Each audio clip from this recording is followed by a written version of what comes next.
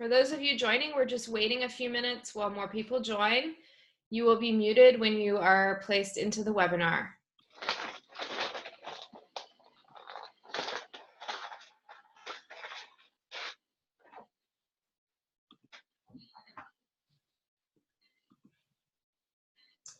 All right, so those of you that have just signed on, if you can hear us, type something into the chat box just so we make sure everything is working. Thank you, Megan. All right, I think we're ready to start. Thank you all for joining us tonight. This is one of our chapter webinars in USJETAA's chapter webinar series. I'm sure that all of you know about USJETAA, but for the benefit of people who may not, or for people who watch this on the recording, USJETAA is the U.S. JET Program Alumni Association. Our mission is to further U.S.-Japan relations by supporting alumni of the JET program. And many of our programs center around providing support for the leadership of JETAA chapters. This chapter webinar series is one of those programs. We also have a leadership program where myself, as Executive Director of USJETAA, and usually one of our board members will go and visit JET alumni chapters across the United States, about 3 per year, and workshop whatever it is that you would like to work on with your chapter. We also have our Sasakawa USA Chapter Grant Program, where we fund between 3 and 4 chapters annually to do programs related to US-Japan relations in your local communities. If your chapter is not a member of USJETAA, I highly encourage you to make sure that you enroll as a chapter member. And if you as an individual are not a member, please go to USJETAA and sign up. All right, now we're gonna get into all of this, and I just want to let you know before we get into the meat of it that this webinar is being recorded today. Throughout the webinar, if you have a question, you may use the Q&A function. It should be either at the top or bottom of your screen. Click on Q&A, and you may ask your question. We will use this to take questions at the end of the webinar. You may type your questions in at any time, but we will not be answering questions until the end. All right, now without further ado, let's get started. All right, Monica, do you want to go ahead and introduce yourself first? Sure. Good evening, everyone. My name is Monica Yuki. I am speaking here from New York City. I am on the board of USJETAA and get to work with Bahia on a lot of these great projects that she leads us in. But here in New York, I'm the chairman of the board of directors. I was a past president and have been promoted onto this position and been doing this for the past about 5 years now. And I'm also elected as your country representative. For the next couple of months, I get to represent all the chapters on the international level, and very excited to be here. My time on JET was only 2 years back in Saitama many moons ago, but very happy to still be involved with JETAA.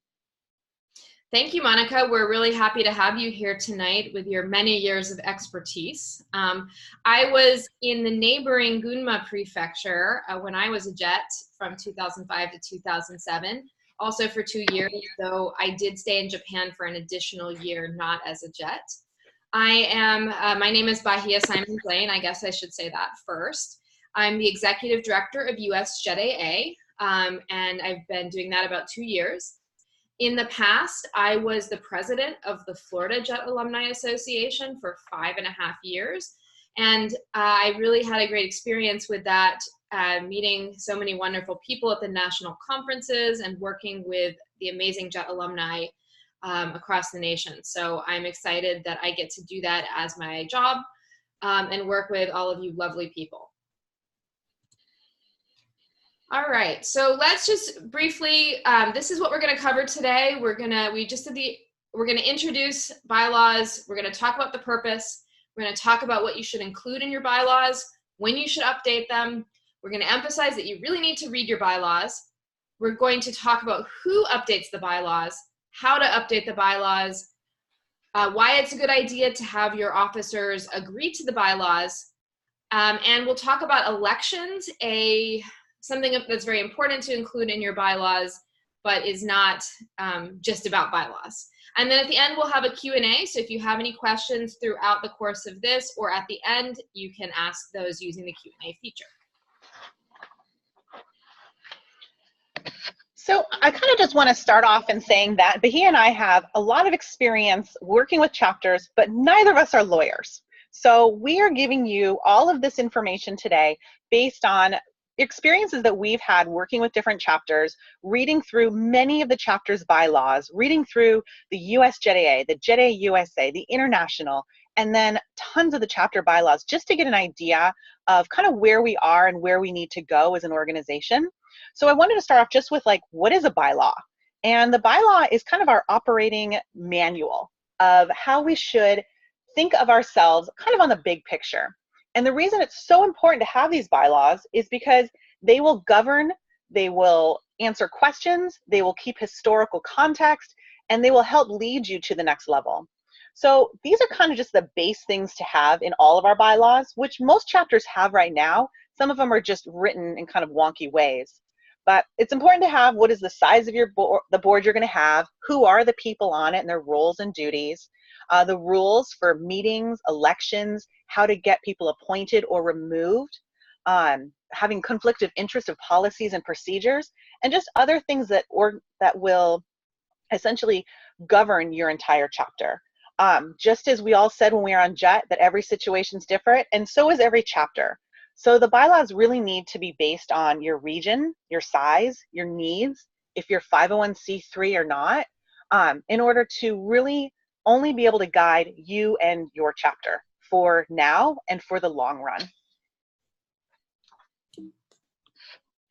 Thanks, Monica. So as Monica said, bylaws are your guiding stars to carry out the mission of your organization.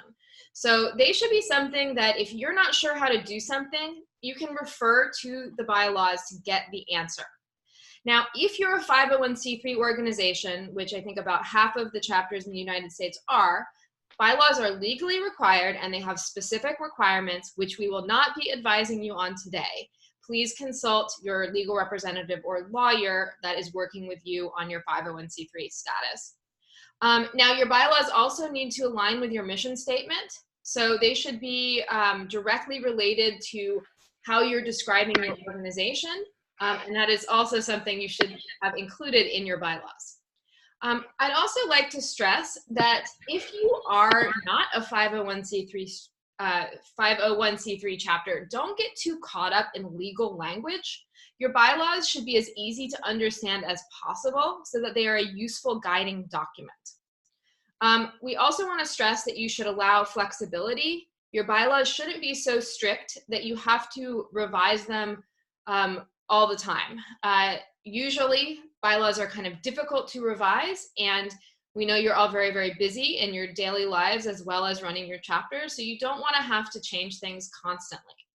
Your bylaws should also allow and give room for the changes and growth of your chapter. Change is natural, and it's something that is important to account for in your bylaws. And then lastly, your bylaws are very important to retain institutional knowledge. They should be something that your new board or your new officers come in and read and have a good understanding of how your chapter operates. Monica, did you want to add anything to this slide? Nope, that's great. So I think to start off this whole process is, what are like the base things to include in bylaws? And we're going to go through over kind of this basic structure right now, but I encourage all of you to go back to your chapters and kind of just follow a base outline. Going through all of these different bylaws, we can send examples to you, which we don't want you to copy because they may not, be relevant to your local area, but some of them had really good outlines. And I just want to call out JETAA Mid-South had a really structured bylaw that was very organized, easy to read and follow, because they're not a 501c3 and they didn't put in all that legal garbage that Bahia was mentioning, that if you're not, just make it so it's understandable and it can actually govern your chapter. So we're going to start off with just what is the description of your chapter? What is the name of your chapter? Like if you're Texoma, you need to say that you are covering Texas and Oklahoma, but your name is Texoma. Location, what states do you cover? If you have subchapters, I wouldn't name your subchapters in your bylaws because, as you know, we're constantly growing and things are growing and going dormant at the same time. So allow for that flexibility. Mission statement or your purpose of what you're doing. We're all here to help support Jets as they return, but maybe your chapter on top of that does more. Maybe there's sister city relationships, working with other local organizations, or what is your larger mission as a chapter? Determine what a member is. Is it someone that's paying dues? Is it someone that lives in the area? Do they have to attend a certain number of meetings? But remember, make it flexible as your chapter grows. And then officers versus board members versus board of advisors. Allow for flexibility and allow all these different types of people to be involved in your organization. Structure, how your chapter operates and makes decisions. When do you have your meetings? Who can attend them? How often are they? Roles and responsibilities, define what a president does and a vice president and treasurer, but leave it open so that you can allow for growth. Same with your board of advisors and your members. What kind of role do they play? And then your quorum. Make sure that it's something that will grow with your chapter, and it can't be something like all of our members have to vote or 50%. Because as a chapter grows, you might have 40 members now, but if you get to the 80 member mark and you all of a sudden have to have 50% of people voting, it becomes very difficult to get those votes. You just need an active number of members to participate in your voting. I'd also like to add that you may also have a different number of people that are required to make decisions that maybe only your officers or your board of directors are making. For example, to change your bylaws, you may or may not require all of your members or a percentage of your members to have to vote on that. So that's something that should be explicit, but not too strict in your bylaws. Okay, election process. Timing is really important, and a lot of our chapters do this at different times, and it may work for them to be in a certain way, but just keep in mind that Claire gives us all of our money and MOFA on the fiscal calendar. So if you want to align directly with that, you have to remember when the treasurers are coming in and out and when reports are being submitted. Or do you want to do it sometime in the middle of summer, but then you're working with departure conferences and returner conferences. So timing is really important for your election process and understanding what works best for your chapter. A lot of chapters don't really have to have elections because of there's not enough turnover, not enough members to have that, but make sure you do create a structure so that members who do want to get involved, they know that when November comes around that there could be a possible election in December, and that's a time for them to get involved. Not every position needs to be elected. They could also be appointed, and this will help allow for people to get involved without having to wait for a vote in or a vote or not a vote in, which is also very hard in a volunteer organization. Removal process, unfortunately, sometimes it comes to this, but to have something in place that protects the chapter in order to change your leadership. And then how to change your bylaws. If you make your bylaws so detailed that if you don't even create a way for the bylaws to be changed, it can hinder the entire process. So if the clause at the end could be something like, changes can be made by the board of directors by a vote of something at a certain time, it makes it more flexible than having to have a vote by all the members. Information about your advisory board and advisors, if applicable, and then term limits. So I think there's pros and cons about term limits, and the pros are that it sets you up for, this is my time frame to accomplish something, and it makes someone feel like I must get something done in this 1 year.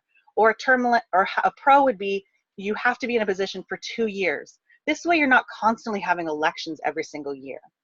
The con to it is when you've got someone who does their job but then has to be termed out. So I'm a little partial to this one because I will term out as a country rep this year because it's in the bylaws that I can only be a country rep for 5 years.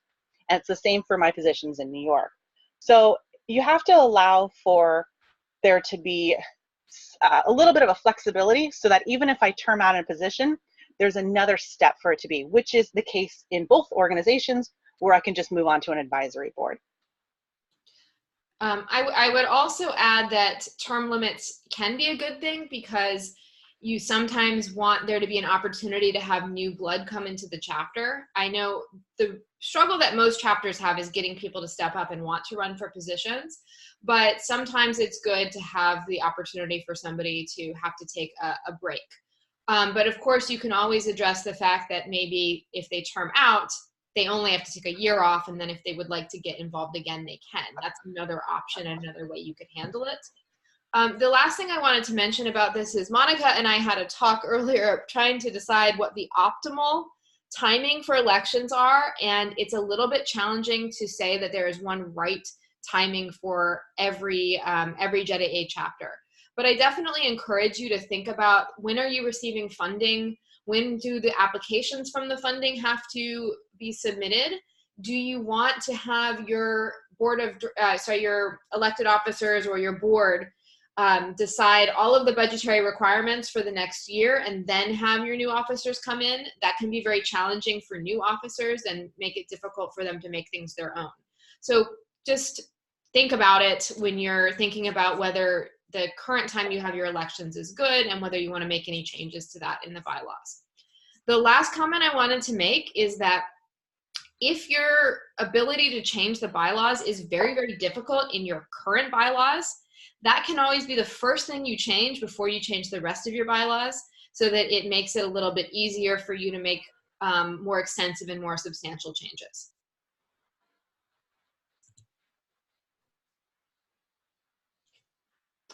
All right, so I'm going to talk a little bit about when you should update bylaws. So there's a few things. I've talked to a lot of chapters over the past 2 years.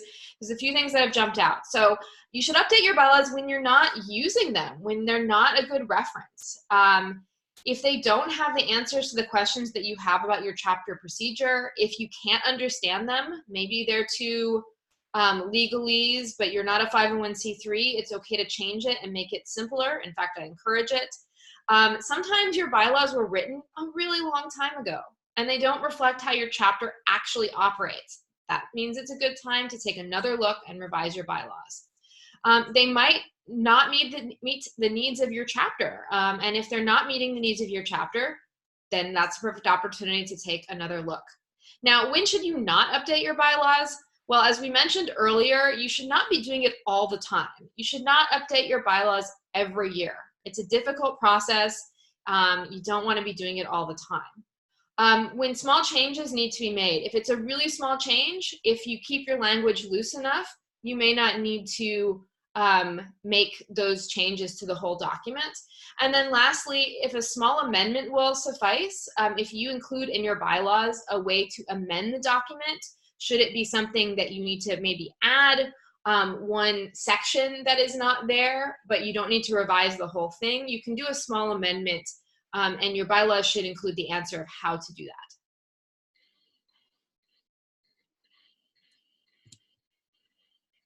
So leading up to this presentation, I took the time to pull a couple of the chapter bylaws and found some very interesting things in the bylaws that I don't think the current officers might even know. So thought this was interesting to share. So Section 1, membership. This is from one of our JETAA chapters. The membership of the corporation shall consist of former Japan Exchange and Teaching Program participants who are current in their dues and who choose to join the corporation by application. So what that actually means is all members must submit an application and pay dues to be a member of this alumni chapter. I can't think of any of our 19 chapters that are paying dues members right now and had to apply to even be a part of it.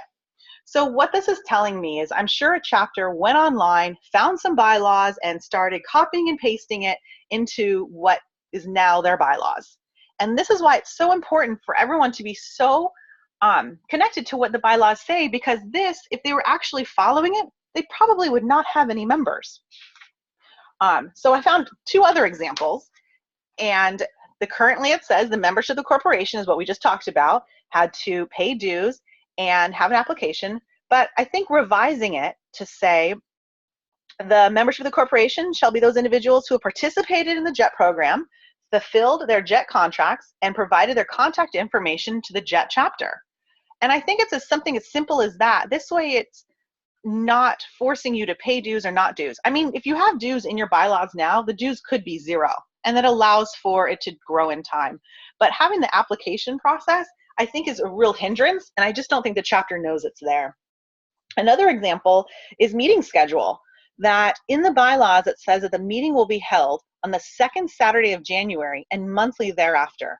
And we all know with our schedules now and how timing works, that you can't expect a chapter to have a meeting every single Saturday, the second Saturday of the month throughout the year, without having some flexibility. So just a revised statement would be that regular meetings of directors shall be held at a time and place that is determined by the president or vice president.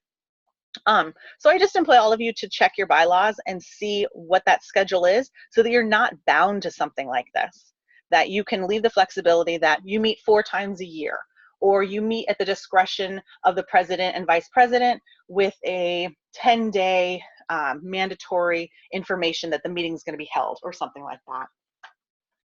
You also may want to differentiate in your bylaws between meetings of all your members and meetings just of your board of directors. You may hold both types of meetings, or you may only hold one type of meeting, but generally I recommend holding some meetings that are just your elected officers or your board, and other meetings that are open to the public. Sometimes there's business that your board will need to discuss that maybe it doesn't make sense for your entire membership to be part of some types of nitty-gritty discussions. So these are just a couple of more things that I found in some bylaws that just seemed really outdated. So the first one's the same thing about member applications and paying dues, but the second one was very interesting. It's the no confidence vote. Any group of 3 members may call a vote of no confidence from the general membership regarding the existence of the executive board. This means that any 3 members of their organization could overthrow their executive board. I mean, this might seem great for the people, but I think there needs to be something else within this that says by vote or by discussion, or something else that leads it to that the organization just doesn't go defunct right away. And then the last one is something I discussed already, which is members of the board of advisors should commit to a 2-year term, which I think is really good, and serve no more than 3 full terms. And again, I think anyone in an advisory role should not term out. You could term out, as Bahia mentioned, in other roles to allow flexibility and growth, but for some other things, I don't think there needs to be a mandatory cap on an advisor. And I think if you're worried about, for example, going to 2-year terms, because I know a lot of chapters have find it challenging sometimes to get people to want to take on roles, you can also include in your bylaws some flexibility as to what happens if somebody steps down out of their role before their term has ended.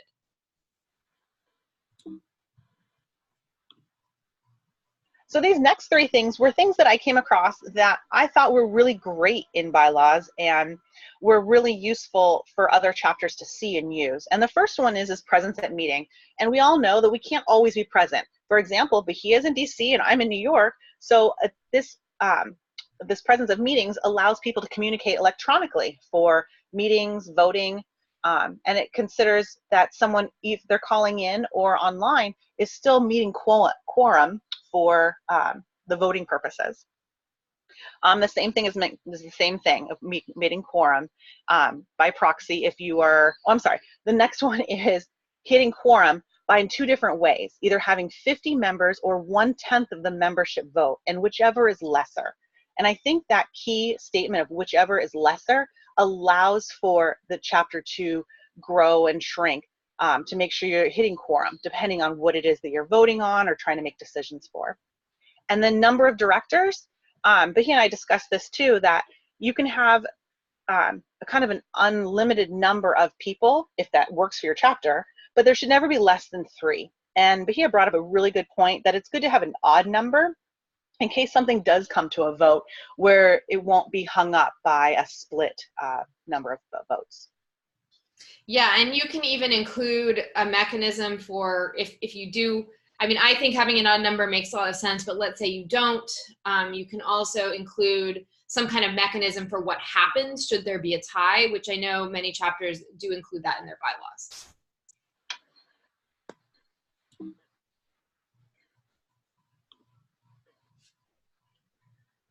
Okay, I'll take this one. So who updates your bylaws?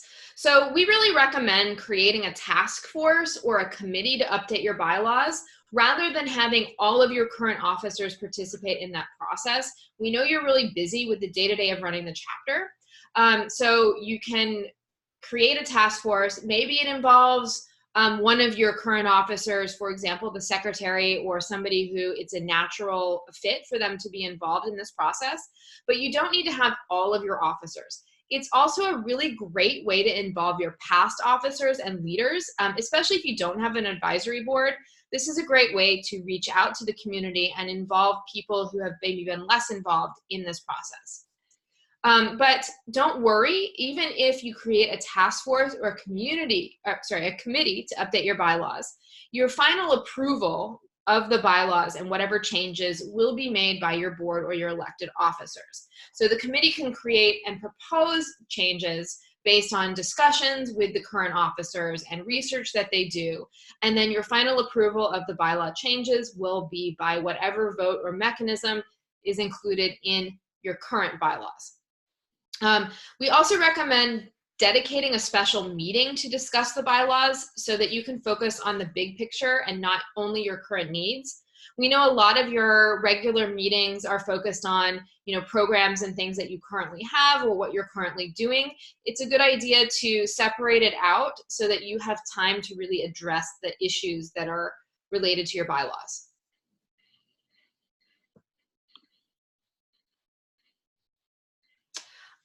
Okay, so how do you update your bylaws? I kind of already mentioned this, but you want to follow your update procedure in your current bylaws if it exists. If it doesn't exist, when you revise your bylaws, that's something you want to include in there. You want there to be a flexible but clear way to change and update your bylaws. If your bylaws are too difficult to change, for example, they require an absurd number of people to vote or something like that, you can tackle that aspect first to make it more reasonable to make these more robust changes. You should also discuss the current needs of your chapter. How are your bylaws currently serving your organization? How is the way that your current organization operating, does it differ from what is currently in your bylaws? We also recommend that you get advice from other JETAA chapter bylaws or similar alumni organizations, with a caveat of you should not just copy paste something because it sounds good from another organization. You really want to make sure that you understand exactly what your bylaws say and that they're appropriate and tailored for your specific chapter so that the bylaw document can be your guiding star. And then last, your final approval, generally in the bylaw process, will be by the board or the elected officers.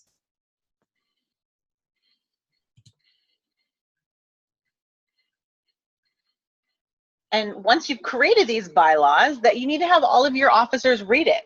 And the reason all the officers are reading the bylaws, it gives us important information. It helps them understand their own roles and responsibilities.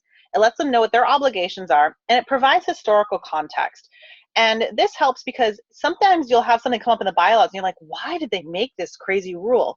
You need to go back and ask your senpai, and what was the reason behind this? Because there may have come about an issue why a rule was written the way it was. For example, here in New York, we've changed our voting structure so that the members vote for the board of directors and the board of directors vote for the officers. And the only reason we had to do this was because we came across an issue where there was too much voting by popularity. And in our organization, it just wasn't working well. It may work that fine for other chapters, but for us, it allowed us to have a little protection to who was actually running the chapter, the day-to-day operations, that we didn't want to be a popularity contest or a cliquey environment, that we needed it to be a decision made by 10 people who had the interest of the chapter best in mind. So it's important that everyone's all on the same page, and it's a good idea to have in your bylaws somewhere to say that every new officer needs to read the bylaws. One of our chapters actually has something in the bylaws that says this. And Bahia came up with a great idea of has something that you sign, that you have now read it, confirmed it, and you will follow the bylaws moving forward. And one thing I want to say, New York is kind of an outlier in the way that they handle their elections, but Monica just explained that they have really good rationale for it. and they made that change because it was necessary. They also do have a voting process because the board members are voted for. So even though the elected officers are not being voted for, there's still a mechanism for election there. You know, a mechanism for your members to have a voice. Right. And the members to have a voice in New York is a 100-person quorum. So there's definitely a ability for members to be fully involved in how the organization is run. Okay, so elections are related to bylaws, though they are a separate thing. We think that they are one of the most important things that your bylaws should address. Elections, so you need to determine who votes. Is it your members, your officers, your board of directors? For example, do you conduct it the way New York does, or do you want to conduct it where your members are voting? You want to look at different types of election structures, pro and con. In my opinion, it can be really difficult in this day and age with in-person voting because it's difficult for everybody to be physically present at one location at one time. And especially when chapters are trying to engage their whole membership and their sub-chapters, I really recommend looking at online voting as a mechanism for your voting. I feel like, Monica, do you have any comments on this? No, you're doing great. Okay, great. Just making sure. All right, so timing of elections. We talked about this earlier. There may not be one optimal time for your chapter, but you want to think about who is running. When are you making financial decisions? Will the people who are coming in for your board be obligated to follow certain financial decisions that maybe they weren't a part of? Does that mean you should change the timing of your elections, or are the timing of your elections good? Another thing that is really important that I highly, highly recommend is having an unbiased third-party elections officer. So it could be Monica, or it could be me, or it could be Matt Gillum, or somebody else who has an unbiased view, who is not connected with any current decisions or drama that is occurring in your chapter. I think this is really, really important. The other thing you can do with an unbiased third-party elections officer is you can make sure that it's not a popularity contest, and that when people are voting, they are not able to see who does and who does not vote for them. Similar to when we vote for our local government or our president, your vote is private, and you can do that by using an unbiased third-party election officer.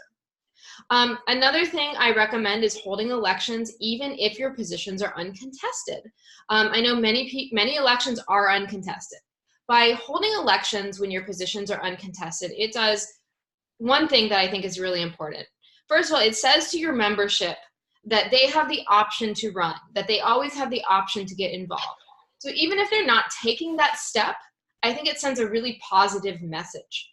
It also makes sure that your membership always has a voice if they can vote for people when elections are uncontested. And one of the formats that I really like and that I know a lot of chapters use is a digital ballot online format where you have to fill in certain information about yourself to prove that you are a JET and that you're a member of the chapter. And then you can vote essentially, I agree with this person being in this position, I do not agree with this person being in this position, and I abstain from voting. And that makes sure that all of your members have a voice in how they're being represented. Another thing to consider is whether or not positions should be appointed. You have a few requirements in terms of recognition from Claire as to whether you're a chapter. You have to have a president and a treasurer.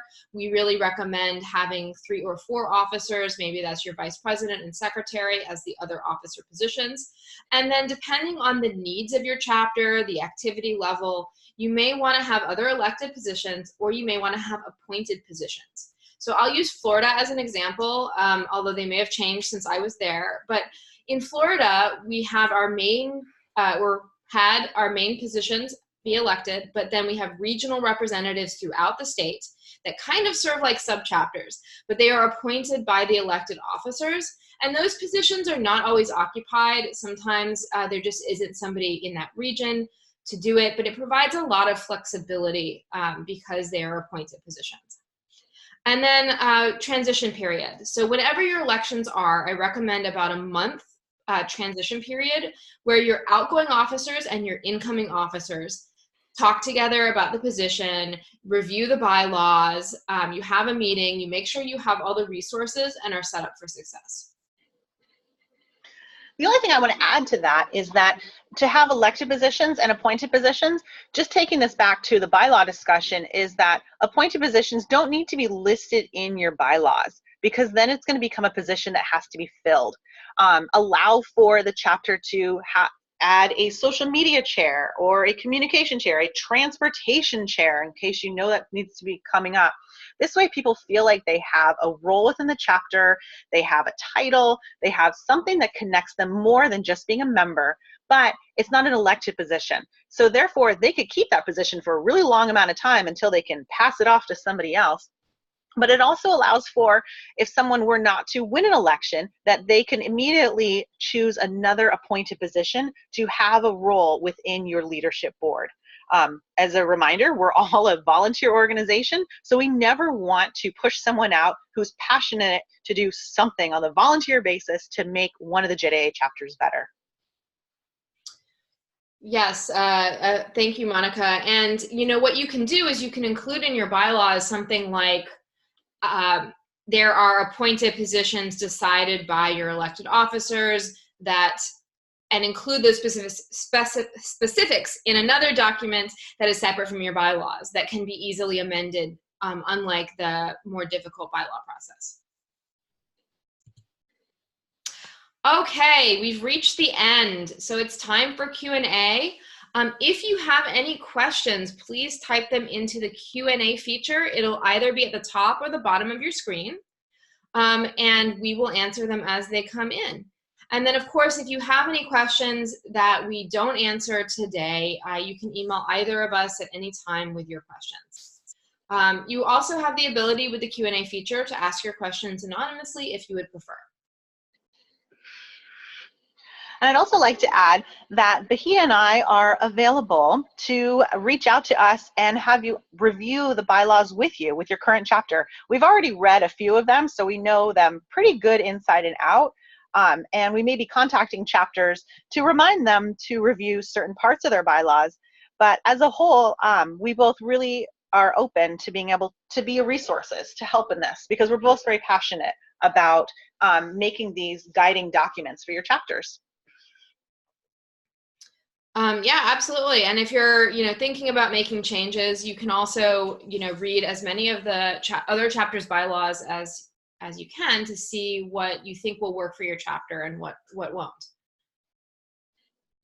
So we have no questions yet. I'm kind of surprised, but I guess that means that Monica and I did such a comprehensive job that you don't have any questions. But seriously, if you have any questions, please answer them. I'm sure other people have the same questions. Okay, Ryan asks, is there a good resource for those with 501c3? So Ryan, 501c3 is really, really, really complicated. It is something that, we have all tried to do as much research about as possible and learned as much about as possible. However, every time a chapter goes through it, they still come up with many, many questions that generally as non-professionals we can't ask. So I would say that if you have any questions specifically about, for example, 501c3 status, keeping it, getting it, or anything like that, your best bet is to ask your local law clinic, lawyer in your community. Maybe you can find another JET who's doing something pro bono. Now, if you are a 501c3 organization and what you're interested in is how can you do more with 501c3 status, or are there certain requirements that you have to meet, or things that you have to do, how you can fundraise better, there are a lot of online services that are I'm trying to remember the name of one that was just recommended to me recently. But there's like nonprofit something, which is a website that has a lot of different resources for you. So there are a lot of online resources for nonprofit organizations. There's a Facebook group that I am a part of for nonprofit related things, and I will try to find the name. Oh, it's called Nonprofits Unleashed, where a lot of people who are running nonprofits ask questions specifically about their nonprofit. So questions like, hey, I'm thinking of changing my fundraising software. What fundraising software do you recommend? Or I am having such and such a situation with my board of directors. Is anyone else having that situation, or have you had that situation, and how do you deal with it? Okay. So Ryan, hopefully that answered your question. If not, feel free to ask something with a little bit more detail. All right, so we have an anonymous question. I must have missed it, but besides the rewriting, reviewing, and general consensus between the executive board, are there any other steps needed to be taken in updating the bylaws? Monica, I feel like I'm talking a lot. I can answer this. Go ahead. Okay, all right, so I would say it really depends on what explicitly it says in your current bylaws in terms of how your bylaws should or should not be updated. So for example, if your bylaws say that all you need in order to update your bylaws is to have a vote among your elected board or your executive board or your board of directors, depending on how it's worded, then that is all you need to do to pass the changes to your bylaws. Now, if your bylaws say that you have to have a vote of membership or something else, then you have to follow those procedures. Now, the other thing that you'll need to do, and Monica, maybe you can speak more to this, but as a chapter recognized by Claire requires copies of your bylaws annually. And I'm not actually sure what they require in terms of those bylaws. Yes, that is true. You do need to submit a copy of your bylaws, your member list, and all of your Claire financials when you submit your information in February. So they do have a copy of your bylaws. To add on to what steps need to be taken to updating bylaws, I think don't get caught up too much in the weeds of bylaws. Like when I first came into being a part of JETAA, I was like, bylaws are so boring. There's so much information. They don't mean anything to me. And only after a couple years of being involved, I was like, oh, they actually have a lot of answers to the questions that I want, only because if they're written correctly. But don't get too hung up on how they already are written if you're not a 501c3. If you are just looking to get some governing documents for your chapter, read through it, make the revisions, understand what the process is to get them changed. But as Bahia said earlier in the presentation was, make that the first thing you change, is how you change your bylaws. And then just have a vote of your members at the next gathering or next dinner to say, we like to change our bylaws, and as organization, can we all agree upon that? And I don't think anyone's going to stand up against that, because for the most part, I think people are like me of being like, oh, bylaws. So just get everyone together at that next meeting and determine that this is the next step you're going to take. Don't discuss how you're going to change them, because as we said, don't change your bylaws based on a certain set point in time. It needs to be a separate meeting than a normal general meeting, because if not, you're going to be like, oh, we need to plan for this upcoming karaoke event and a kakigori event and all this. So let's add in changing our bylaws, but you don't want it to be affected just for that year. It needs to be something that's going to last for a long time. So Ryan asked if we're still willing to review bylaws even if a chapter is 501c3. They've had lawyers review in the past who was not JET related.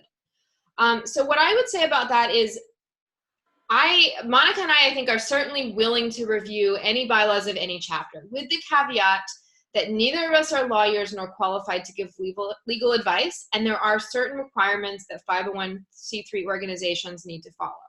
That being said, we can certainly review bylaws, and based on our experience of both working in different capacities with 501c3 organizations, we can always say, oh, hey, this seems a little bit weird. Maybe that's something that you should look at, or maybe it's something you should think about changing or discuss with your lawyer about changing.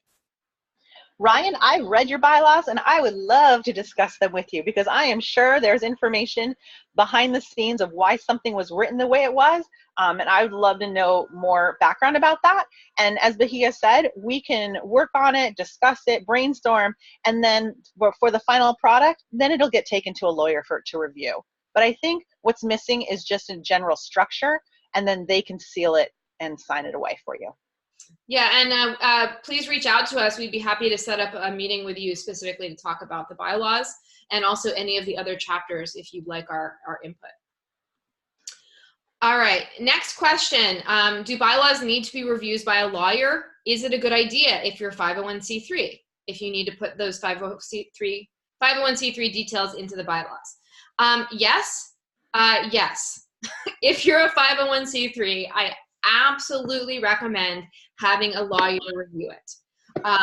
So please do that. And if you need advice or help finding a lawyer or figuring out how to do that, we did a webinar fairly recently talking about the bylaws process. And one of the things we talked about is kind of how to find a lawyer that can review your bylaws. One of the challenges can be if you find a lawyer, for example, at a law clinic or affiliated with a school, especially if it's somebody who's in the learning stages, it might take a little bit longer to get the answers to the questions that you need. But I definitely think it's a good idea if you are 501c3. Because there are legal requirements that we are not really qualified to say whether they're in there or not.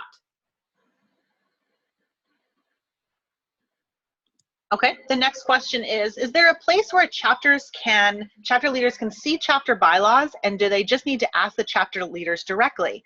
The question is I do have copies of the bylaws. Claire has copies of them. I actually don't know if we can share them with other people. I assume you can because they're just guiding documents. Definitely for the 501c3 because that is public record. And the other chapters, I wouldn't see why not. I think as a whole, we all want to work together for that. So you can either reach out to the country reps, to myself, or to Claire directly and ask for them.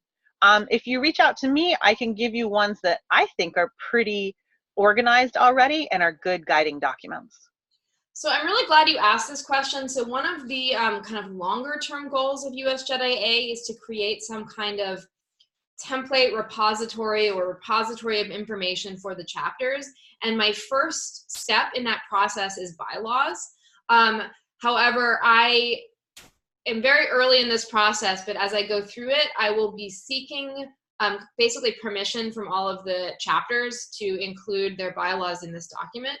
Now, in this repository. Now, as Monica mentioned, if you're a 501c3 organization, your bylaws should be public record. And that means I strongly encourage all 501c3 chapters to include your bylaws on your chapter website if you don't already. And in general, I think it's a good idea to do that so that you are open and transparent to all members. This next question is really great. Would you recommend having bylaw amendments done only by a vote of officers or by the membership or a portion of it? And this question is really interesting because the former option it seems to be open to abuse, while the later ones involve issues you raised about getting people involved. I think it goes back to having a committee that you open up to the membership that we are updating our bylaws and who is interested in being involved. And those people involved will work together to create the bylaws, and then as an organization as a whole can vote on them. You would hope that people are not that into the weeds, or that the bylaws were not created in such a way that they would create so much controversy that there would be a problem. But I guess you'd each know your membership differently. It really matters on the chapter. Bahia, what do you think? I think, of course, Matt would ask a tough question. But yeah, I think it really depends. I think if you have a chapter where you have elected officers, but you also have an advisory board or a board of directors, that can provide kind of an extra layer of security. So, you know, let's say you create a committee, which we recommend, out of you know, an open call to your members, and then they present bylaw changes to your officers and they approve them, then maybe your board of directors has to have final approval. Or maybe your elected officers propose an amendment. And in many cases, in many organizations, so I'll use an example of an organization that I've previously been a part, or that I'm currently a part of, the Comparative International Education Society. When their board of directors makes an amendment to their bylaws or to their society rules, they do a vote of the membership. But by the time it gets to a vote, the wording and structure of the bylaw amendment has already been crafted and approved by their board of directors. So I hope that answers your question, but I think that it's important to have some kind of mechanism. I wouldn't recommend, if let's say you have a 3-person board, just saying, okay, these 3 people can make amendments, you know, whenever they want. Which is also why I highly recommend having some kind of board of advisors, even if you're not a 501c3 and it's not required, or even if you don't have a separate kind of board of directors. They can be a good kind of layer to handle certain situations like this. Or, of course, vote of your membership.